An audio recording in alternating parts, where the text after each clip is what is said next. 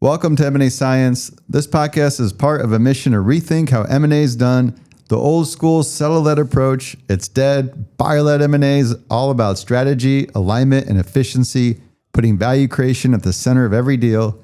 And let's be real, it's not just about closing the deal. It's about making it successful. We uncover what truly works in M&A by learning directly from the best. I'm your host, Kisan Patel, founder and CEO of Deal Room and chief scientist at M&A Science. Joining me on the podcast is Todd Olson, co-founder and CEO of Pendo.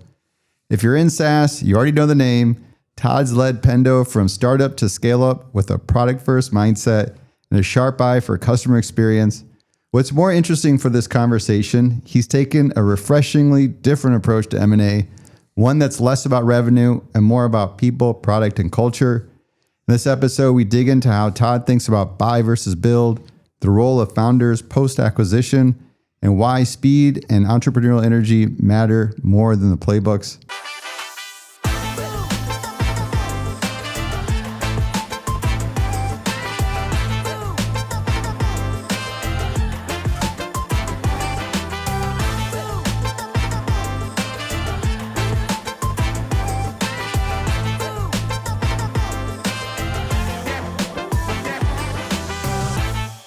Todd, how you doing? I'm doing well. Thanks for having me. Thanks for hosting me in your New York office. Yeah, it's wonderful to have you here. So, aloha, New York office. Yeah, absolutely. Can we kick things off a little bit about your background? Yeah, so I'm Todd. I'm the CEO, co-founder of Pendo. I guess my background, this is the third venture-funded startup that I have founded. So you could call me a serial entrepreneur. I have traditionally been in a more technical role. So I've been coding since I was a teenager and worked professionally actually since then. So I've always been sort of in a CTO, chief product officer role. This is the first company from start where I've been the CEO. But yeah, so I mean, I guess I've been in a position where I've been acquired prior to Pendo. I have led acquisitions at other companies as well. So M&A is something that I do have some experience with, some decent experience through my sort of 30-year tech career. So yeah, and then as you said, a lot of people in SaaS knows who Pendo is, but just a brief introduction about Pendo. Pendo is a company that's really on a mission to improve software experiences. Software runs most companies and runs the world, and Pendo helps make sure that that software delivers on its value to its users. I asked my team, because we use Pendo. Yeah. So I asked them to explain to me because I haven't used it. And they said, I can almost quote this, it helps us track activity, the adoption rate of new features, and enables easy in-platform communications with our users, especially around things like events we're doing. Oh, there you go. That's a great description. It's always better when the customer says it. So there you go. The background is interesting. Third venture. How come they trusted you to be CEO now? Like what were the skills that evolved? I mean, when I started the company, I said, I really want to be CEO. So, and given I was one of the founders, it's kind of how it all worked out. And look, I think, and I've done other podcasts around why that was important to me. But, I think throughout my career, if you come from a technical background like myself, you often can have some level of imposter syndrome around like being, the CEO around the non-techie stuff like sales and marketing and even finance. Like, I don't have a degree in those things. I don't necessarily have lots of experience scaling those things. And guess what? It's true. I don't. You could argue now, maybe I do. So I wasn't as focused on it, but then I throughout my entrepreneurial experience, what I saw was like, you don't need that stuff actually in many instances to be good at this job. And I wanted to crack at it. It really comes down to I wanted to crack at it. And I guess I'm still doing it. So I like it. And I think it suits me. I guess the thing I've learned from doing these podcasts, you can learn the soft skills, but you can't go back and learn the engineering skills. There's like a certain window that you need to learn those in. I'd like to think that my background as an engineer helps me approach problems in a very disciplined way. And the fact that I understand technology, and guess what? We're a technology company. Like at our core, we build software and we sell it. Like having a background and knowing how to build software and yeah, it's useful. It's never not useful. I can tell you that. I'm sure that'll come back up in this discussion. One of the things I've noticed is from the get-go, you've taken a pretty proactive buyer-led approach, something that I sort of distilled into a framework, just looking at how organizations evolve from doing their first acquisitions, where maybe a banker presented a deal, very reactive process. And after you do a number of deals, your process evolves and becomes more and more buyer-led. Correct. In terms of just thinking through the whole end state, how you're going to integrate the company and so forth. Now it makes sense with your intro. You've been on the other side, being acquired. You've been involved with M&A. And that's where I was wondering, like, how could we, like, right away from the beginning, it's like you're already putting a lot of the best practices in play. So I guess the general direction I wanted to go is, like, as this early stage company, how do you know when it's time to do M&A? There's no magical time. I think you're right. The fact that I had done it before, two of my other, actually maybe all four of the co-founders had all been part of M&A transactions. It just means that it wasn't a foreign concept. You weren't completely afraid of it. Now, you don't want to rush it and do it too soon. I mean, you could argue when you're creating a company, you're building culture, going and immediately like squashing or merging that culture with another culture, like, is going to have unforeseen consequences if you don't have some confidence and feel like a good foundation. So I feel like we didn't go out and start really doing an M&A until what I felt like we had a decent foundation. And for us, that ended up being about 3.5, 4 years in. So we made our first acquisition in 2017, which is very early for a company. We were, for context, a 90-person company. We were probably around 10 million in ARR. We had just concluded our Series B, but we're contemplating a Series C. So we were, not a big company when we actually, performed our first transaction. So that, I go back and it was an interesting thing. I mean, and look at it. It comes down to accelerating roadmap, going faster, and bringing on skill sets you just don't have. That's really what it's about for me. And so if I go back to 2017, we were a company that primarily worked on websites, web products, web-based software. And there's a lot of web-based software in the world, and we're doing well, and we were growing really, really, really fast. But we had obviously a major gap, and we didn't support mobile at all. And obviously a lot of companies have mobile apps, and those mobile apps are an important part of how those companies deliver experiences to their users. So we knew we had to do it. This isn't a question of like, do we need to do mobile or not? Should we do this or not? And we had like an engineer, probably just one engineer full-time working on it. And guess what? We made almost no progress on it. Like one engineer trying to like support every mobile framework. Just think about that practically. And we go to these offsites, and one thing it may come up in this conversation. I like to run a tight cadence with my direct reports. So like every quarter we're doing quarterly planning. Every year we're doing annual planning. And the number of times our leadership team got into like almost yelling matches about mobile around, we're not investing in it, we don't take it seriously, and I'd say it's moving too slowly. Well, you're not, so it was just this, it was a fight. And finally, when we sort of saw this and then we started exploring and getting introduced to companies that had expertise in here, we learned, well, we just don't know what we don't know on this problem domain, and we are not experts in it. We should go. And we could like try to hire a bunch of experts, or we can go out and like acquire a team that's already built a product that seems to be a good product. I like their vision. They have skill sets. So like that's kind of like what led it to us, to that first opportunity. And that kind of like started it all for us. That was the first deal was basically around bridging a roadmap gap of, hey, we're picking at mobile. It's not progressing that fast, but why don't we acquire? And was it the strategy got clarified that we should go acquire this capability? Then you went on a search, or did the company pop up and then you sort of rationalize? The company did pop up. It came up from one of our investors. They wanted to make an intro. I spoke with the founder. We talked about it. It seems sort of interesting. But then I'll never forget, this is an Israeli company. I'd never been to Israel in my entire life. myself, my co-founders, we get on a plane, we fly into Tel Aviv for the very first time. We go on site to this customer, and they start doing a demo.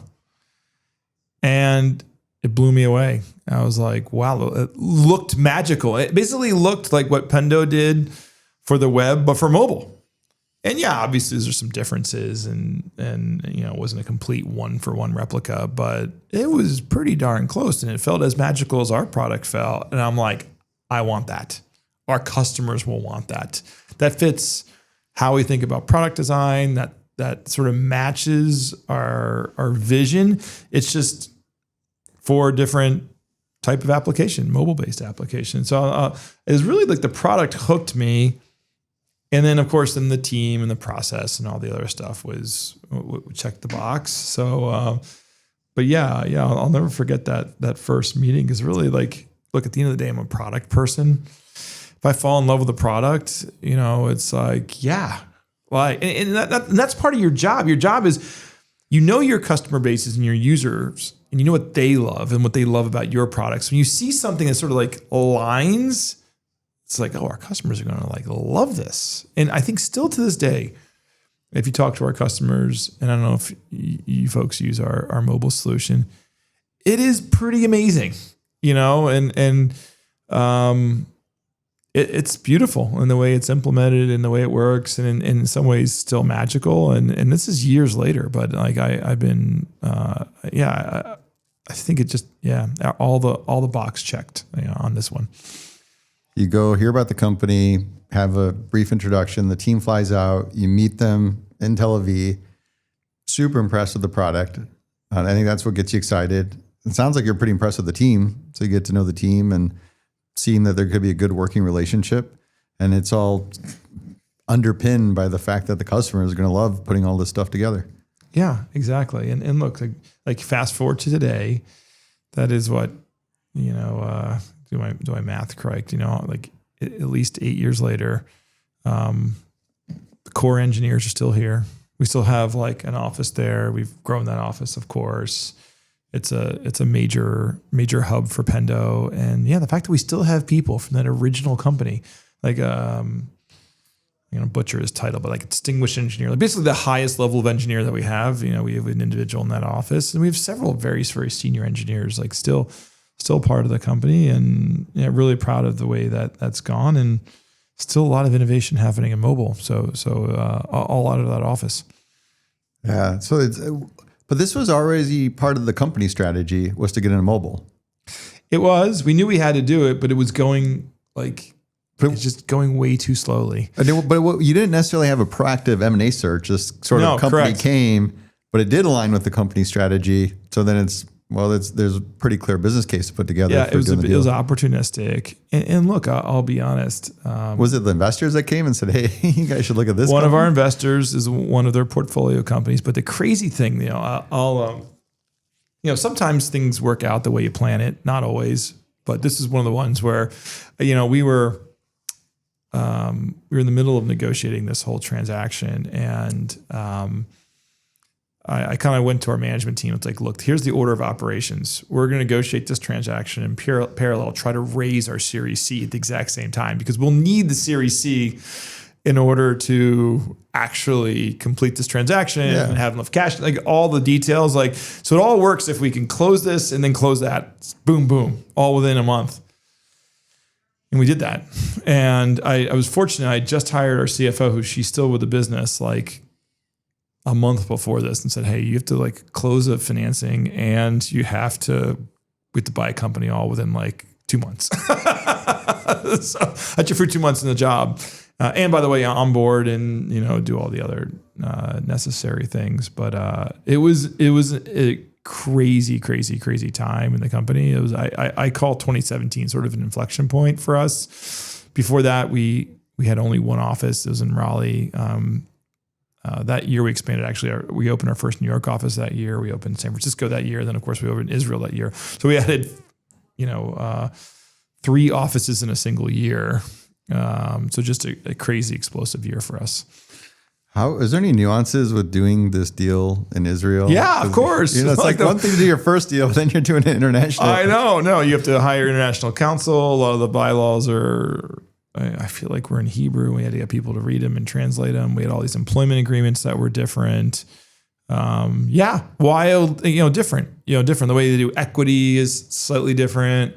So yes, it was different. And then that company had some sales team in the US. So we sort of integrated some of those folks as well. But it's a crazy turn of events. But I do think you go back to people too. I mean, some fascinating nuggets from that acquisition. So one, their CFO, we moved to the US.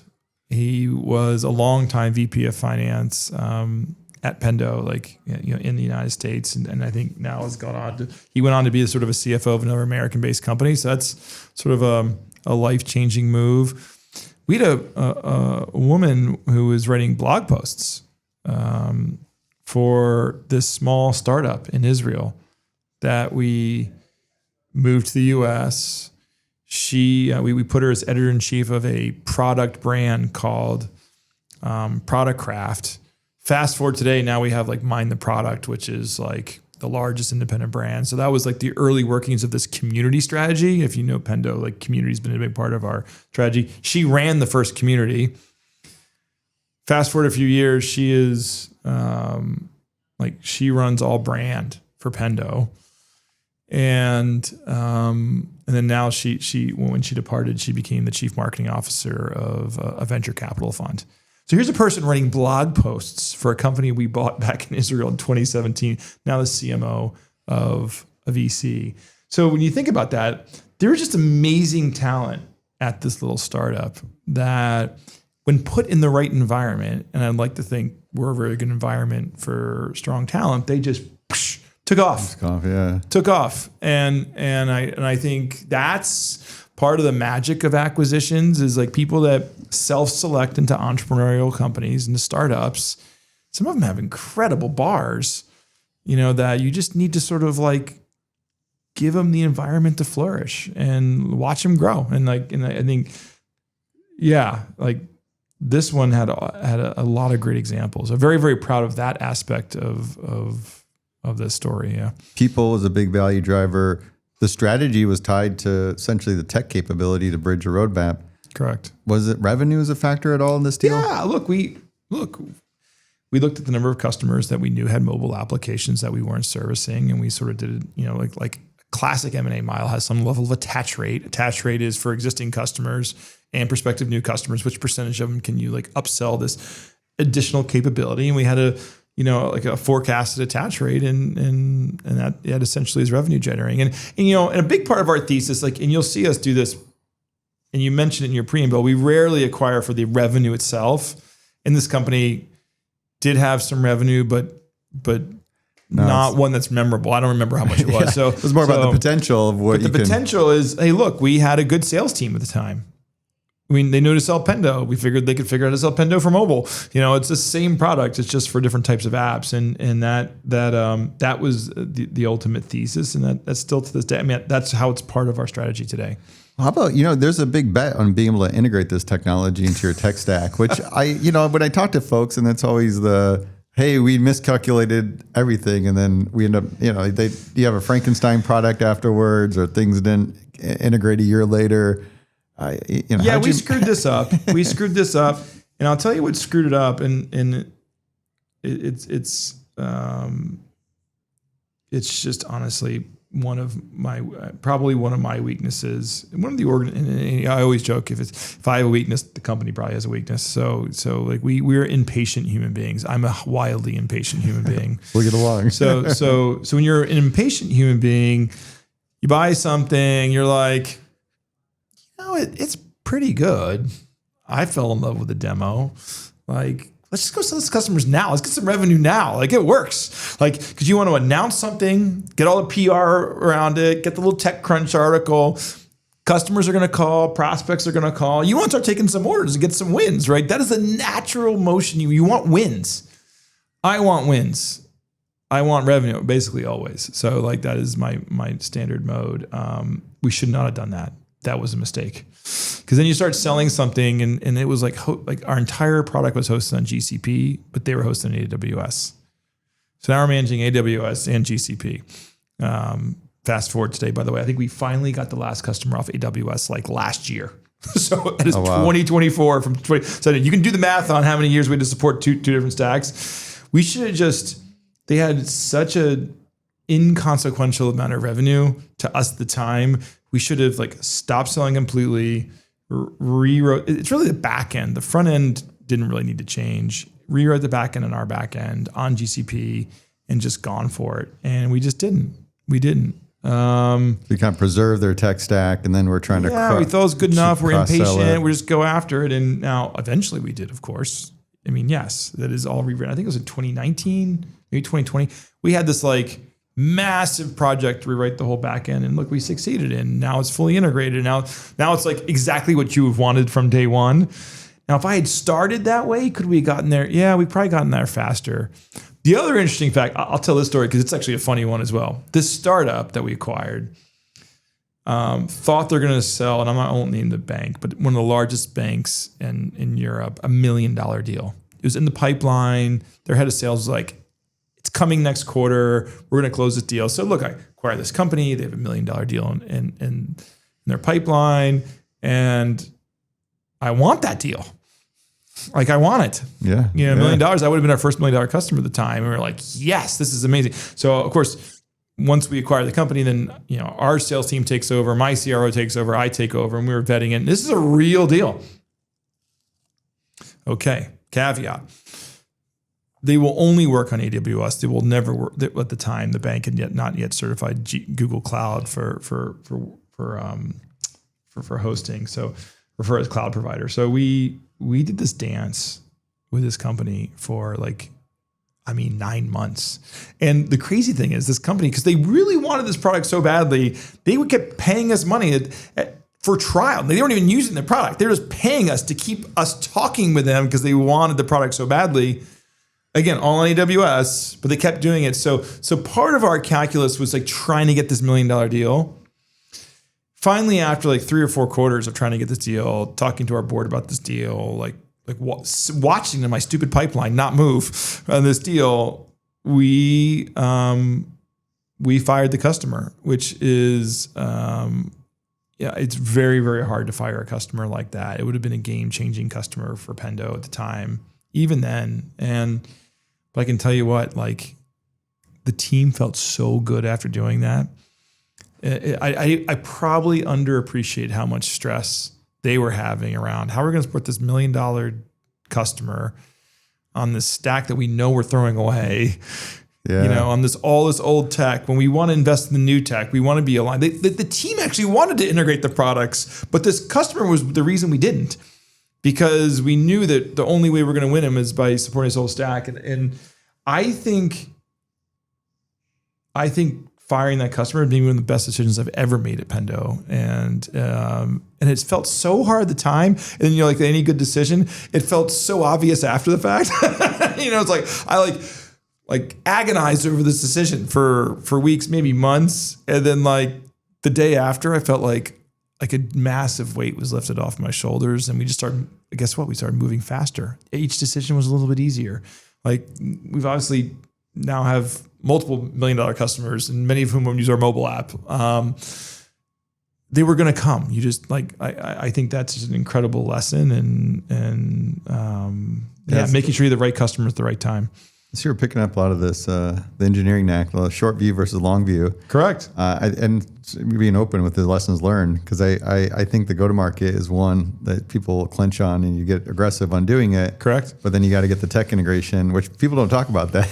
That's got to align just as well. Yeah. And look, like I said, it's one of my weaknesses. And you go to our next acquisition, which was in 2019, a company called Receptive in Sheffield, UK. They had a bunch of customers, but they had very low average contract value customers. So they had a ton. And we decided to keep it on as well and not integrate the back end. Guess what? We just finished integrating last year. The whole product is now one product. So by the way, you're always going to do it. If you think you're not, you're just lying to yourself. And the funny thing is, despite the fact that we're experienced people, we have done this before. Like you still fall into very similar traps because you sort of get like addicted to the revenue. You don't want to like have the hard conversation with customers and telling them, hey, you're sunsetting this, or you're turning it off, or you're end of lifing it. Like these are, by the way, not fun, not easy conversations to have. But that's ultimately where you end up. So our first two major product acquisitions, we did not integrate at first, but we ultimately did, and we kind of probably paid the price for it. What is that price? Because you had this sort of near term of disappointing customers and risking that near term revenue. The price is long term. What is the cost? You'll get to a point. Yeah, you're managing multiple stacks, so it gets costly. So you're sort of adding on technical debt, basically. Yeah, you're having to like keep a team on some product that's not the future. We call that waste, right? So it's a waste. It's a piece of it. Like this product from Sheffield was built on a technology set that the rest of Pendo had no experience doing. So you had to keep engineers on it and just they couldn't scale. So that's the other problem is scaling in architecture. It's like we at that point we had some decent sized customers, right? 2019, even if we go to 2020 when we're really in market selling it, we're starting very large businesses. And now this startup, which was not architected for very large businesses, their database started just like falling over. Now we're like scrambling to fix it. We're calling to apologize to the customer. We're now having to explain that it wasn't architected for scale. We're like, well, it's a Pendo product. Like all your other products are architected for scale. Why is this one not? Well, it's a product of an acquisition and we didn't rewrite. So you have these conversations which are really bad excuses for customers. And I'll never forget, there's a CEO, actually he's here. I'll quote him because I think we'll bring him in. It's Daniel from Greenhouse and Greenhouse, great company as well. And I'll never forget he was doing M&A. This is probably 5 years ago or so, and he was saying something to the effect of, people apply their expectations of your brand to this small company you just bought, and guess what? It's not your brand. That's true. Like it's a small company. It's very unfair. It's incredibly unfair, but that's the way customers think. And you slap your logo on it. That's the first thing you can do. You can always change out the logo. It became a Pendo product pretty fast, but then people expect it to be a Pendo product, and it wasn't. I mean, I guess it wasn't in technicality because we owned it, but it wasn't architected originally by us. So that's an area where a lot of learnings in it, and what was the strategic driver for this Receptive acquisition in 2019? Look, I think that one was an area where we do have, like, you can call market maps or, slides with different like adjacent spaces. I think we're always asking ourselves, like, if you look at our core buyer, what else are they using around us in conjunction with us? And one of our core personas is a product manager, head of product, and nearly every product manager has to deal with customer feedback. And there's been solutions for years around either, having customers vote them up, or like, you can have subscribe to them, or like collating by customers, but you want some way to like manage customer feedback because it's kind of painful. And so the thesis was all of our buyers have this problem and pain. All of them are going to need a solution in this area. Like it'd be a great part of our overall platform story. And so that was the thesis. We looked at a few companies. That's a great one because again, I won't go into names, but there was another company that we looked at that felt like the more obvious choice. It was bigger, had more revenue. Like a lot of their team was actually in Raleigh, our hometown. I mean, how many tech companies are in Raleigh? Like I was like, it's not New York City or San Francisco. So the fact that they were there, I was like, whoa, this is like a match made in heaven. But no, we ended up buying a company in Sheffield, UK, another place I'd yet to ever visit in my life. So like sometimes the most obvious decision isn't like the right one. Wait, why though? What why? Was it? I think it was a. It doesn't seem like it's a product, but is it more like the culture of the team type of thing? Or? I think bigger isn't always better. I think the company had a long history, a lot more complexity to it. Some of the customer contracts and situations were just, I don't want to inherit it.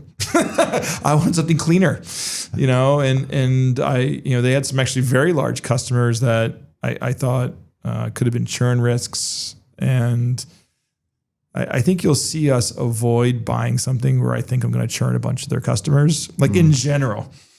I don't want to you don't want to buy churn. Right. Because one, you're kind of probably paying for the revenue, and then you're going to lose it, or your team's scrambling to save it.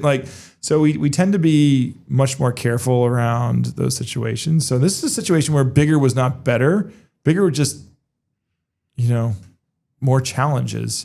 So we opted to go with a simpler, lighter approach. And while they weren't from our hometown of Raleigh, the founders we really clicked with them, good, kind of scrappy entrepreneurial people that were just passionate about what they're doing, and just frankly, really good people. And smaller is easier to consume. So it was 4 or 5 person company. And it ended up being, a really, I think it's just a good fit. And now to this day, the Sheffield office is one where it's a great office, great vibes. And interestingly, both founders have actually since departed. They stayed probably 4-ish years. One's, I think, a professor at a university, and one, I think, is probably dabbling in some startups. So, but they left a culture that really still embodies this entrepreneurial spirit. And I mean, interesting fact, post-COVID, we were trying to get people back to the office, and that team just without really any top-down push, just started coming back every day. So they, cool. we sort of want people in the office 3 days a week. I mean, at some point they were coming back 5 days a week. They just like being together. Nice. They liked being together, building together, collaborating. They like talking about things. I mean, you just feel this good vibes when you're in that office. And so yeah, that's when it's a good acquisition. Hey, when you say that you go through this exercise of market mapping, is it centered around, here's your ICP, or ideal customer, and then it's kind of map the universe of other products or things that they would do, like the product leader example? Is that how you look at it? Or is it more of just, here's broad category segments? And yes, I'm usually starting with our buyer, our personas, and what else they use on a day-to-day basis. If I'm trying to build a solution that's a single pane of glass for a role at a company, what other things do I need to have in that single pane? That's a big way I think about it. We build our own market maps, and so we don't really leverage any third parties or analysts. I mean, sometimes our VCs will help us with diligence or looking at companies. Sometimes, but not always. Not always. We often like to do our own work. I think now we have obviously things like ChatGPT deep research and things like that, which actually pretty powerful for work like this. So that's a new part of our process we just started using more recently. But yeah, it's kind of how we think about it. And look, I like to use these products. We have to play around with them. Would we use this product? Does it make sense to go with ours? I mean, that's always a good proxy. The most recent acquisition, since we're getting on the stories of all the deals you've done, Zelta. Can you tell me a little bit about that one? What was the strategic driver there? Yeah, 100%. Look, so actually, it's actually almost a continuation of Receptive, the Sheffield-based acquisition. So what that product started to bring us into is more qualitative data about what people want in products. Specifically, users are asking for these features. But we knew that now, by the way, it's a great solution. Great solution. But there are product requests and signals all over the enterprise. They're in support tickets. They're in call recordings for your go-to-market teams. They're all over the organization. And the right solution, the right long-term solution isn't just a form where people go and specifically ask. You should be harvesting this data from all these different systems. So that's kind of the backdrop of the problem domain. Large language models obviously are amazing at certain things. One of the things that they're very amazing at is looking at large quantities of text and pulling out certain insights based on prompts. They are amazing at it. So what was a hard problem maybe 5 years ago to ingest an entire company's Zendesk tickets and tell you what their customers want. With LLMs, it becomes a much more practical solution.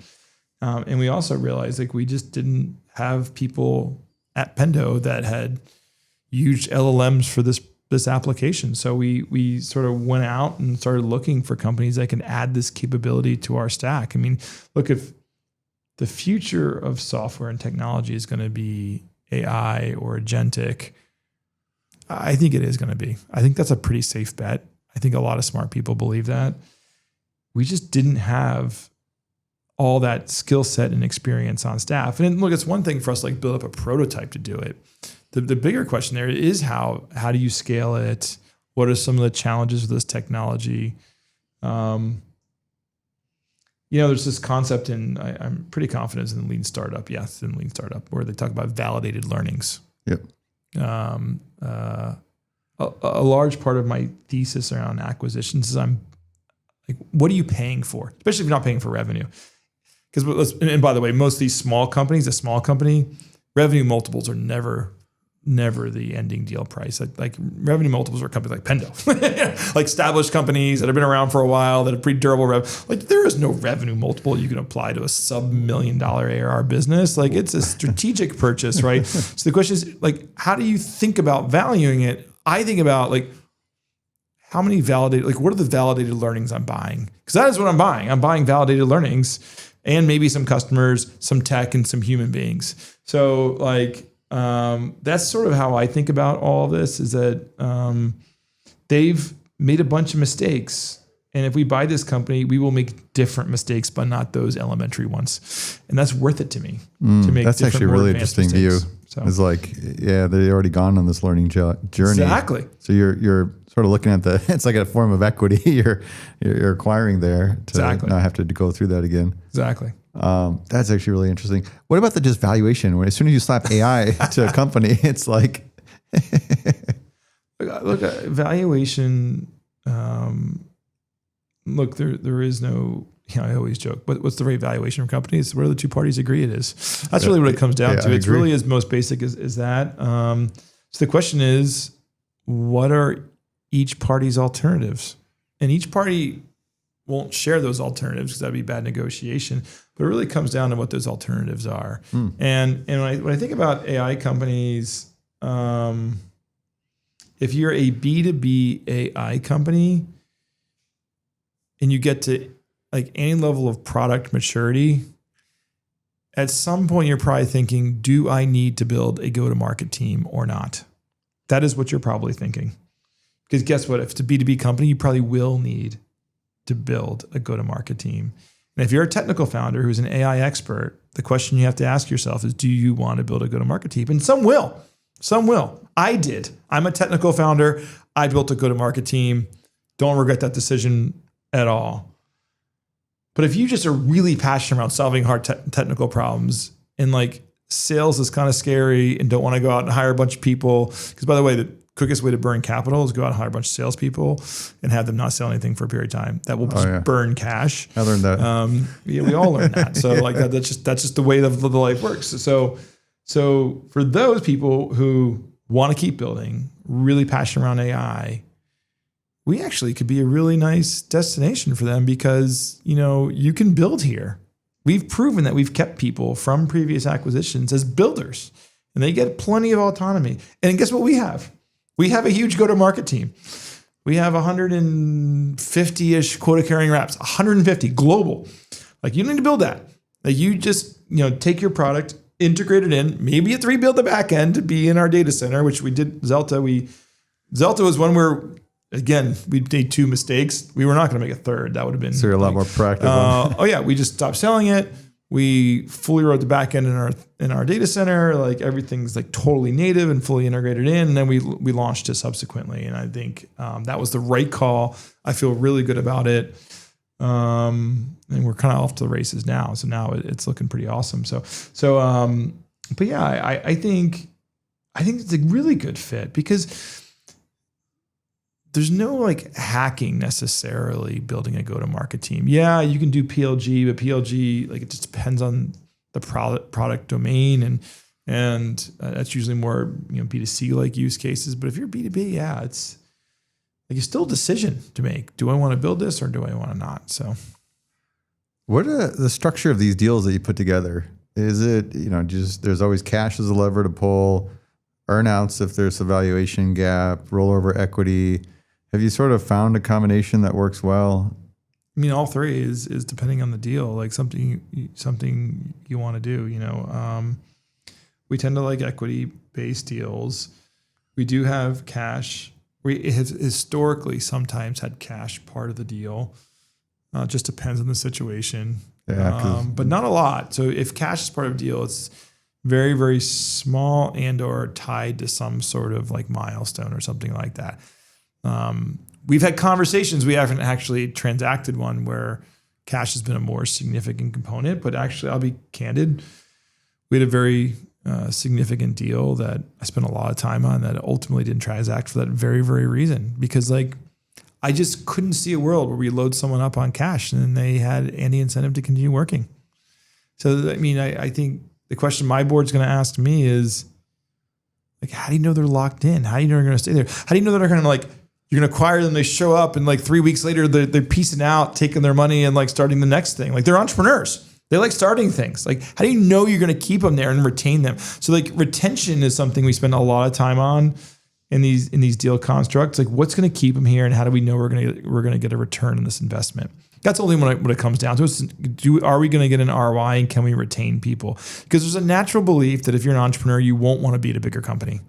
Yeah. So as good as we are, as cool of a culture, as much as autonomy, it is a bigger company. It is bigger. So there are going to be some hoops to go through. If you're going to buy something, we've got a professional procurement system that will take a few steps. You can't just go put on your credit card potentially. So and that'll piss off a few entrepreneurs. It has pissed off entrepreneurs. So there's nothing I can do about that. So I think that's there's some trade-off in transition for these incoming entrepreneurs. 100%. Regardless, you can't 100% paint the golden road for them. So there is no magic in it. Look, I think earnouts need to be very carefully constructed. Simpler is always better. Shorter is always better. I have throughout my career seen games played with earnouts on both sides. I don't like games. So I think I've done simple earnouts are just retention-based bonuses, be here for 6 months, 1 year, 2 years. Show up and whatever. I'll pay you the earnout. I think I like those. I'll use those. The goal there is retention. But then I think where an earnout becomes more interesting is when there is a disconnect on the valuation of the business, and the disconnect is predicated on what, maybe the seller thinks they're going to contribute to your business. We're going to contribute in future revenue $10 million. I'm throwing out numbers, $10 million. Yeah. Great. Okay. Are you willing to bank an earnout on it? Because I'm totally comfortable not holding you accountable to that number, but we're not going to gross up the deal to that either. So I think when you can't come to an alignment, but you still want to proceed, earnout could be a way to bridge that gap. That is what I think could be useful. So there's some financial considerations to keep them in, right? Be it earnout, rolling over equity. And it sounds like this is a big part of just thinking about unlocking value post-close. Is you already talked about you like the product, you like the team, but keeping that team around, keeping them incentivized. You got some great examples where people continue to thrive post-deal. Any other things that contribute to that you're making this a good transition for them to. And this is to me the magic, right? Because people don't think about this and where deals go south is everything after close. Yeah, so we start doing integration planning pre-close. We have an internal owner of the integration, always pre-close. Because most of our acquisitions, 3 of the 5 acquisitions have been product level. We always have a team in the US assigned to help that technical team onboard. Because this is the other big failure pattern we realized. If you don't have a team on the core engineering team working with them, they don't know how to integrate in your product. They don't know your stack. And it's not just hiring one person or 2 people or 3 people when you're putting them on existing teams. You're hiring teams of people. and you're saying go at it. So like we always have a team that is sort of the shadow team or the integration team, like the conduit between the core product architecture and the new product. That's something we've done in every single case. We're the kind of company that I already mentioned discipline and cadence. So, we like running with some set number of either initiatives or OKRs on a quarterly and annual basis. So this integration always becomes an OKR. So by definition, that means regular check-ins, specific key results and data being measured, readouts at every town hall, which is biweekly. So like we're going to bring a lot of visibility to it if it's an acquisition. So that's like kind of like how we do these things. I think we have some bit of a process. That's generally worked. The only thing we didn't talk about, we talked about all the product acquisitions. Like we did buy Community, which is kind of a different. Actually, bought two communities. I'd be interested to talk about that. Yeah, it's pretty fascinating stories. As I said earlier, we started this concept of community. And the vision behind Community was, I always thought one of our sort of like barriers to long-term growth was the number of like qualified product managers who could use our product. Like if there were an infinite number of product managers who use a product like Pendo, we'd have a much bigger TAM. But the truth is there aren't. We need to go educate more. We need to help do the change management of teaching people how to be product managers. In long-term TAM, like we need more people that can take advantage and use our product in a meaningful way. And so we need to grow these people and we need to invest in these people. So Community was a way to get people together, share best practices, sort of educate others on how to leverage these sorts of technologies. And I think it's particularly relevant in for our business today. Like we work with now companies like traditional business like banks and retail companies, and they're taking people who've been subject matter experts or business analysts at their companies for years and trying to teach them how to be product managers. And the cool thing is they're buying a lot of that education from Pendo now, and we're actually helping partner with them to help transform their business. So it's not just that you buy product from us. We're also going to give you tools and certifications and sort of like training in order to like. Was that part of that? These community acquisitions, they already had certifications and things like that? Yes and no. So we had Product Craft. It was working, but it was small. We got approached by Mind the Product, and they asked if we were interested. The way I think about that strategy is there's a great. I think it's part of one of the Jim Collins books, but I think he talks about firing bullets before firing cannonballs. And if that whole concept is like run little experiments, sees what's work before you send the cannonball in. Well, Product Craft, all our other work was like little bullets. And then we knew it was working, but we wanted to go on the strategy. We bought Mind the Product. Mind the Product came with a ton of content, came with training, came with trainers, came with huge multiple large conferences. So it's like taking what we're doing and like growing it by 5-10x. And also brought a whole team that were experts in doing that. Once we did that, we saw the opportunity to add the certifications, and that we challenged that team with creating the certifications. And so then that's the team that formed all the certifications, and that drove another level of growth for us within the community. So yeah, it's kind of all part of one strategy. And, the vision was, it's pretty simple. We just want more, we want community to grow. Of course, if I had to think about it from an ROI perspective, it is a lead gen engine for the company. So like you do look at like the future of how you generate leads, specifically in a world of like declining web traffic because of AI and other things. And you got to find other sources that's creative. Like this group not only has large conferences, they also run meetups globally. So it gave us global reach. So you got to like think creatively about how do I grow my business? And this felt like a pretty good alignment. It's so true. I mean, this is the trend as a tech company. You need a media component to it. Exactly. We've seen the same thing firsthand. Web traffic, even paid ads, all declining. And this podcast generates a lot of leads for our business. So it's absolutely true. You need to be creative and it's been a really good one. And then we kind of doubled down on the strategy when we bought Product Collective, which was a US based community. They ran the industry conference in Cleveland last year. And that was also, again, it comes down to people and talent. We've known the leaders of that. For well over 5 years, we've been sponsoring that conference, and they're just really good humans. And we thought they'd be great, kind of marrying with Mind the Product. And at the time, we needed probably, leadership from Mind the Product. So we kind of, acquired Product Collective. The leader of Product Collective now leads Mind the Product. So it's like one big happy team, and we have now kind of a pretty solid presence there, and they're doing really great work. So that's an area where, really happy with that strategy. This is interesting because if you think about what you described for strategy, right? You're kind of ICP, but now it's almost like you're flipping around to the go-to-market, and this is a strategy of the go-to-market that you're actually accelerating with this community play. I'm just trying, because it's not in a traditional market map where here's all. That's not a traditional market map. That is, when we look at our business and look at what's special about Pendo, like how do we differentiate?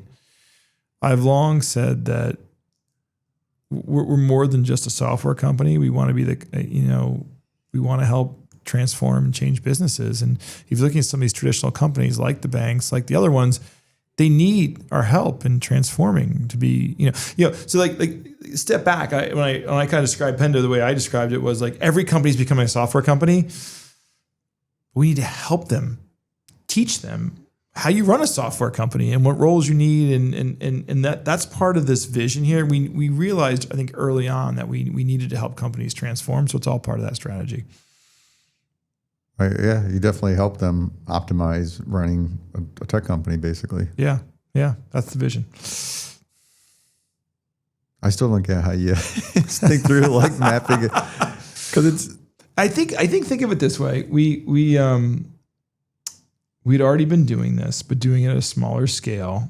We had a few people on it, and when we started modeling out like what would make this attractive for us, you start looking at the numbers and you start understanding what it would do for adjusting some of our essentially marketing programs, then also our international reach. When we made this acquisition, we were and still primarily a North American business, and they have meetups in, I don't know, probably 30 to 40 outside the United States. So it's also just trying to get more global reach. Do you run independently, or did you end up folding them in? And it is, the meetups are the brand is owned by Pendo, so we own it. Volunteers actually run the individual meetups in different cities. Wow. Pendo will probably sponsor food at some of them. We'll send speakers to them. That's the other thing. If we have customers in regions that want professional development around speaking in front of audiences and other things, we now have a outlet that we can say, hey, would you like to speak at a meetup in your local community? Like, we'd be happy to have you do the July meetup, which it's a win-win for everyone. Yeah. 1, you get to hear this person's great insights. 2, they get good professional development and experience. 3, maybe they're recruiting for folks and they can like meet people. So I just think it's an ultimate win-win-win. So that's how it's kind of worked. This has been good. You've been challenging a lot of, this is like my confessions. Like, I do these podcasts just to get free advice out of people. And I can tell you, coming from M&A background, I'm deal happy, right? We're at that stage you mentioned pretty early. We're about just under 50 people, 10 million ARR. And I'm just like, want to do a deal. But most of mine are drivers around revenue for some legacy tech that you got to take apart, try to migrate the customers over, dealing with churn risk. Everything you just discussed, it's like the driver is having this strategy for a brighter future as opposed to fixing crap. And I feel like it's a good challenge for me because I think there's a little deal DNA coming from M&A advisory that you just want to do deals. And these are, we can turn this thing profitable. I want to do deals. And that's... but you're sticking to strategy. That's the thing I'll be honest, I'm learning is easier said than done. I am... maybe not as much of a deal junkie as you, but I like doing deals, and look, I like doing customer deals too. So like I probably prefer those over M&A deals, but I like I like these things. I get excited by them. It's just my personality to get excited by them. I think one of the interesting rubrics is, but I have two co-founders that are just very cynical people. So one of the things that the three of us can agree, like, we always feel better about doing a deal. And guess what? We've only agreed a handful of times, hence the number of deals we've actually done. And it isn't always me being like the cynical one that says or there's someone else. Sometimes it is me, but generally it's sort of easy to be a deal person because it feels like winning when you get something done, right? It does. It's gratifying, But the other interesting fact is we've never had a corp dev person, like ever in the company history. So all these deals means that it's taking away from something in our day jobs, and that is very, very time consuming. And we do look at a lot of things. We at any given time we're probably looking at 2 to 3 things. Now, not like full time active, like in a real cycle, but we're like having exploratory conversations. We're learning more. I never want to miss out on something and be like, well, why didn't we get the call on that? Like, that's not fair. So I've made a point, like if you even read our press releases, I've been very, very clear in like all the language that we are open for business. Like, call us, And so if I'm going to be, we're open for business, I have to actually then answer the call and respond and engage. And so we do that. Despite the fact we've only done a handful of deals, we'll look at a lot of things. We'll talk to a lot of people, and we build good relationships through these things. Like there was a company we spent a lot of time with, didn't end up working out. Boy, I like those people though. Good people. Could they be part of Pendo one day? Maybe. You just never know. But I don't regret a minute I spent with that team because they're just such good human beings, and like I learned something. And but as you know, like it's actually pretty hard to get deals done. It is pretty hard. It's true. Well, you want to, like you described, like you want to be rewarding at the end of the day when you get the deal done. They didn't put yourself out there. No corp dev team. You guys were what, 1,500 employees? No, a little less than 1,000. Oh, sorry. No corp dev people. Yeah, so just under 1,000 employees. No corp dev. Use bankers on your deals? Never. None. Never. No, we definitely don't. That's a luxury in itself. We have interacted with bankers on the other side once for like one very memorable process, but probably a couple others as well. But honestly, I've never enjoyed it. And why is that? The bankers are always trying to control the process. Yes. And I guess that's their job. So they're being very cagey on what information is being shared. And like, I just think it's honestly, I know that they're trying to like do a good job for their clients, but I never feel like I get to like I never get raw with the entrepreneur to understand who is this person, what are they all about. They never let me. I always get some shield, right? And I like to know what I'm getting partnering up with. So I like to know who they are, what makes them tick. I think it's just a lot harder to get to the truth. So yeah, it hasn't worked. I'm not opposed to it. I have friends that are bankers. I love you all. You're all great people. But yeah, it's been a little more challenging. A little more challenging.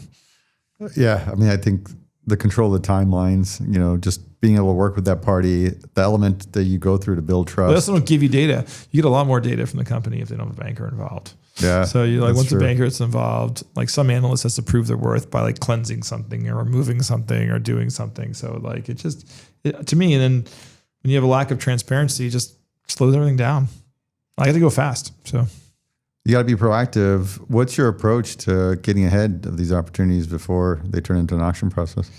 Look, I think you always got to be meeting people and talking to people and I don't go to a ton of trade shows anymore, but every once in a while I do. And I'll walk, I block time. I walk the floor, try to talk to as many startups as I can. Just like, obviously I'm focusing on ones in our market or adjacencies, things like that. But I'm walking around and I get ideas all the time from that. And that's helpful. But even on the internet, I'll have entrepreneurs reach out to me. Hey, I want to chat, even if someone who looks like a competitor, I'll take a meeting with anyone. And I think entrepreneurs who know me know I'll take a meeting with anyone. It may turn into something, it may not, but I'll certainly take the meeting. And I'm transparent. Like, you can probably tell I am, even on this podcast. Like, look, I don't think there's much I'm going to share with some of these entrepreneurs that's going to like be dangerous for Pendo or dangerous for them. Like, at the end of the day, we all have to just execute. Yeah, I agree. Execution is what separates winning and not. I'm not gonna like divulge my entire pipeline to a competitor, but like I'll share a roadmap. You could probably get it, if you worked hard enough anyway. So I'm not gonna like hide anything that you couldn't get publicly anyway for us. But yeah, we do meet with a ton of people. Like, I do it. My co-founder and chief product officer, he does it a ton.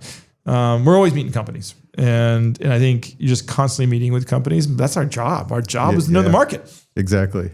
You got to be experts. See, I totally get that. You can't get around it. You got to go meet folks, understand the market, know who's who.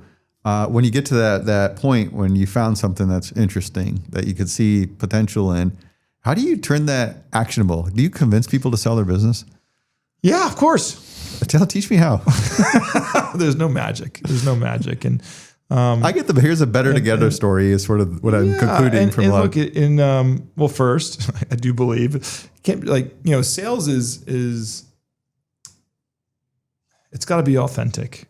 Just like when I sell a customer, like I authentically believe our product is going to be great for all of our customers, or I would probably lose a lot more than I don't. Like, I really believe it because I know it, because I've seen it, and I know that we're going to stand behind it. So like, I believe in this, and so when I talk to entrepreneurs, one, you go back to my past. Like, I've sold companies before to other companies.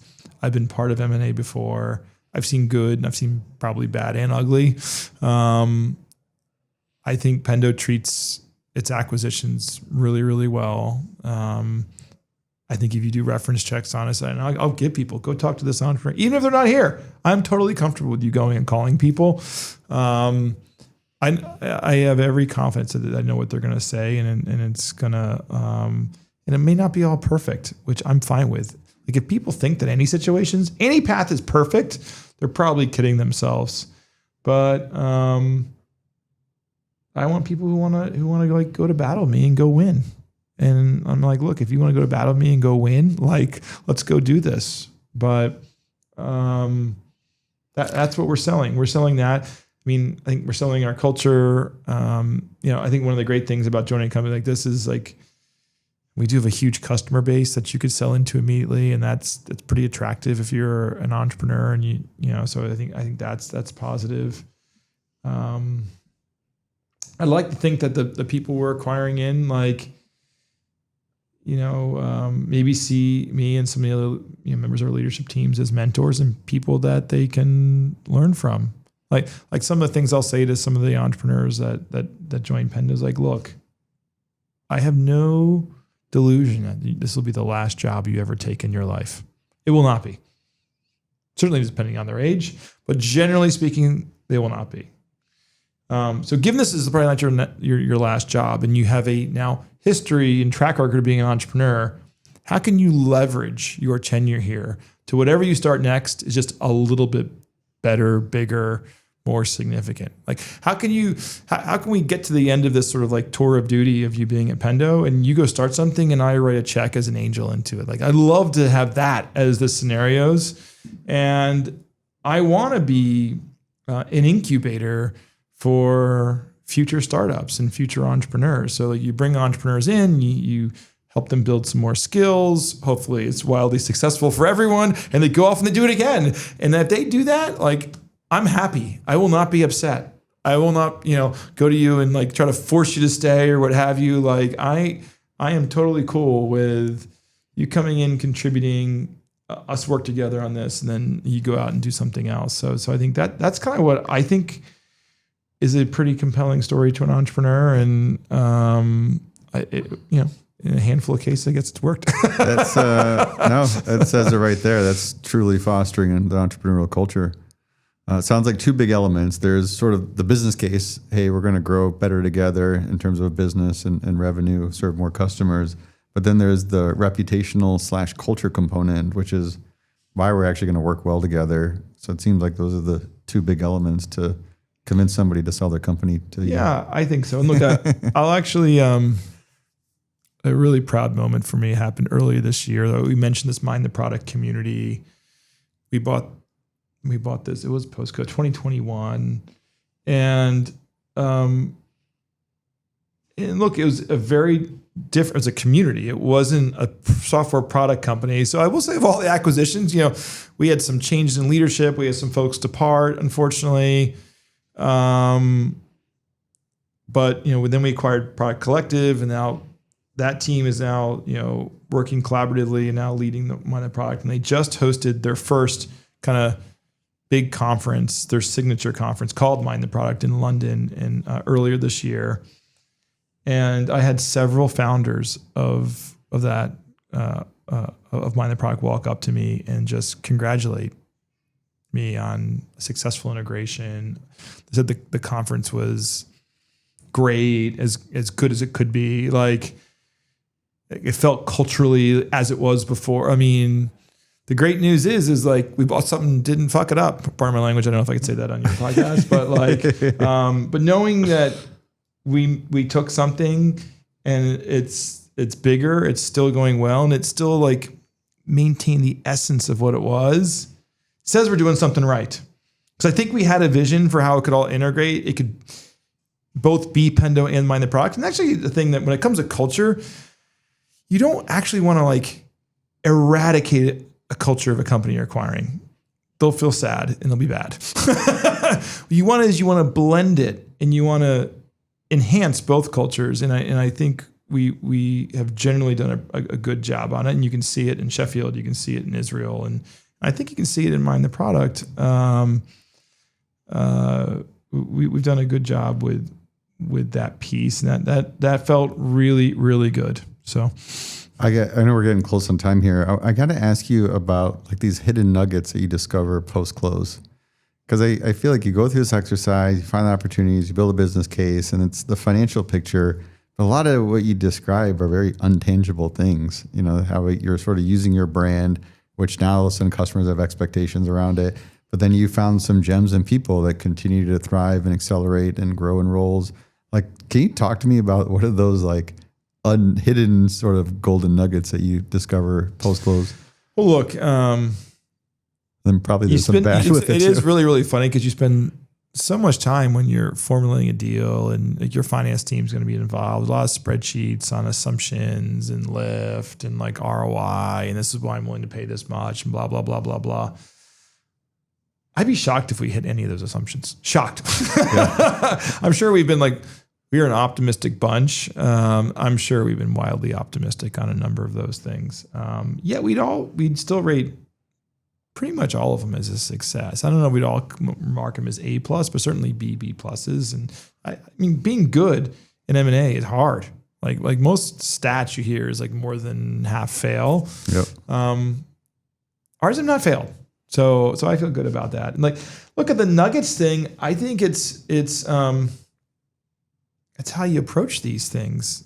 And maybe it comes back to this last story. I don't think we come into acquisitions saying, oh, we're big Pendo. We know better than all you people. You got to do things our way. There's certain things that we know and we understand around our customer base that you probably should do. But we acquired you because we want to learn from you. We want to add you to our culture. We want something new and something different out of this event. So like being curious and open-minded and like searching for positives at every juncture is great. Like, look, I'd never been to Israel. I'd never been to Sheffield. And look, we had a lot of questions around Sheffield. Like how big of an office can we grow there? What's the overall talent density look like in that region? Like if you had told me to say, Todd, I want you to open a remote office, probably would not be in the top 100 companies I list, especially given I hadn't heard of it. But yet we're there. And, so we've been pretty open-minded over like, let's try to win. Okay, we're going to do this. Let's try to win. What do they need to win?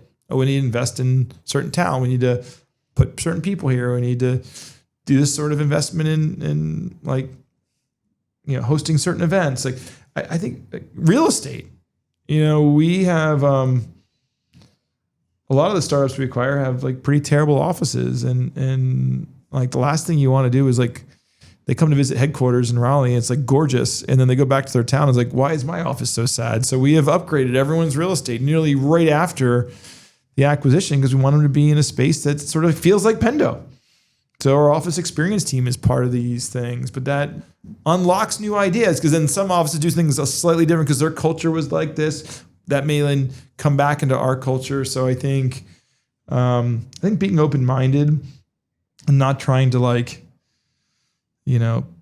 pink wash a company when you acquire them. Pink's our color, folks. So like pink wash would just be like coming in. Tried a little bit. Yeah, it looks good. Like just like coming in, like, making them all exactly like us. I think we've done a pretty good job of not doing that. And because of it, we've had little nuggets, little surprises, things that we weren't anticipating, like come as a byproduct of each and every one of these acquisitions. Todd Olson's mindset to unlock value, curiosity, and open-minded. Yeah. Yeah. That's not rocket science, but I guess it's worked. We forget. It's a funny thing. It's common sense, but then we forget.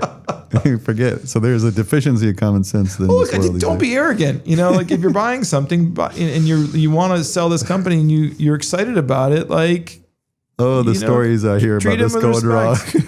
Yeah, I mean, look, I was acquired early in my career by a company that was incredibly arrogant. Like, I'm not going to name the company, but our company, this goes back a few years, was selling software downloadable on the internet. Because not a shocking concept, but this was pre-cloud. But this company had only ever sold software in physical boxes. The amount of time I spent with a team designing a box, designing a CD, and then we could only ship this damn thing like only so often because it's physical. Yet our whole business had been downloaded from the internet. Guess what the world became like only a few years ago? Everything was downloaded from the internet, but they basically tried to stop us from doing it. Wow. That's just, it wasn't being open-minded. It wasn't being curious. Like, no, this is what we do. Yeah. We do it this way.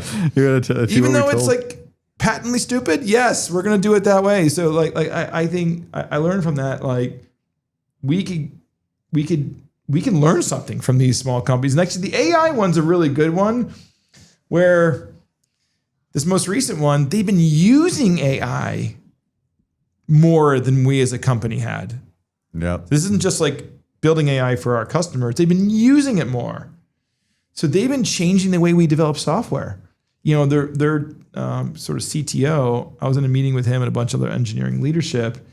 And engineering leadership was saying, well, AI is bad at this, AI is bad at that, it can't handle this algorithm. And it's like, and look, all correct.